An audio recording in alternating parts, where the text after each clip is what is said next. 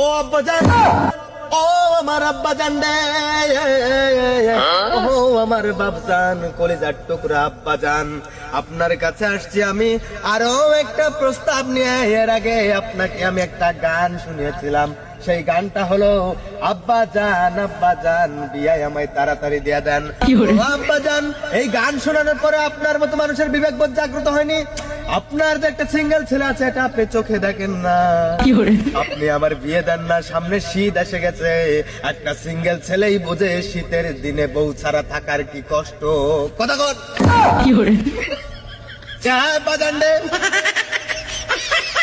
দিনের পর দিন কোল বালিশকে নিয়ে রাতের বেলা রাত্রি যাপন করেছি, ঘুমাইছি, কত যে কষ্ট হয়েছে এটা একমাত্র আমি জানি, আর আমার আল্লাহ মাবুদ জানে, যিনি আমাকে সৃষ্টি করেছে, আপনার গর্ভে আমার জন্মদান দিয়েছে।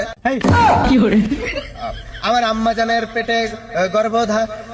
ও বাদান্ডা, আমি বিয়ের নেশায় পাগল হয়ে গেছি, কি থেকে কি বলতেছি, আমার কথাবার্তার লাইন গাট নাই।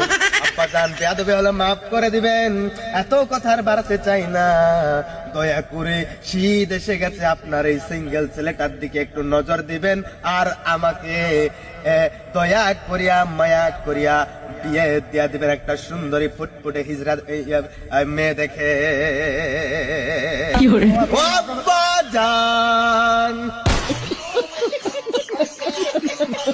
বাবা, তোমার তো মাথাটা মনে গেছে। তুমি তো আমার পরিচয় দিতে লজ্জা লাগতেছে, তুমি আমার ছেলে। কেন? তুমি এর আগে আব্বাজান নিয়ে গান গাইতে চাইছ, ওয়াজ মাহফিল নিয়ে মস্করা করে কেউ।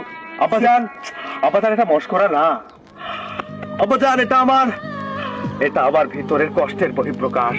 আরে এত করে আপনাকে বোঝানোর চেষ্টা করেছি যে আমার একটা বউ প্রয়োজন। আরে কত করে আপনাকে বুঝিয়েছিলাম যে আব্বাজান আমার একটা বিয়ে দিয়ে দেন, বিয়ে না দিলে আমি নষ্ট হয়ে যাবো আব্বাজান, কিন্তু আপনি শুনেননি। আর কি করে বুঝবেন আপনি সিঙ্গেলের কষ্ট? কারণ আপনি তো বিবাহিত। আপনি কেমন বাবা, আমাকে আপনার বরযাত্রীতেও নিয়ে যাননি। তোমার মাথা গেছে। আপনার কষ্টের থেকে এগুলো বলতেছি, আপনি আমাকে পাগল করে দিয়েছেন। বউয়ের জন্য আমি পাগল, আমি বউ পাগল একটা ছেলে। এর আগে গান শুনেছিলাম, ও আব্বাজান, টং টং টং, মনে পড়ে আব্বাজান? মনে পড়ে? কি এর আগে গান শুনেছিলাম না? হ্যাঁ। আর আপনি কি করেছিলেন? আমার বিয়ে দিচ্ছেন? দেবো, অত ব্যস্ত হলে তো হবে না। আব্বাজান কেন? কোথায় সমস্যা? তুমি একটা কর্ম করো। কর্ম? ও, আমি বেকার জন্য আপনার সমস্যা? হ্যাঁ, কর্ম করতে হবে না? আকাশ ভরা তারা, আবার ক্যারিয়ারের হোগা মারা সারা। আর আপনি কেন বুঝেন না? কেন বুঝেন?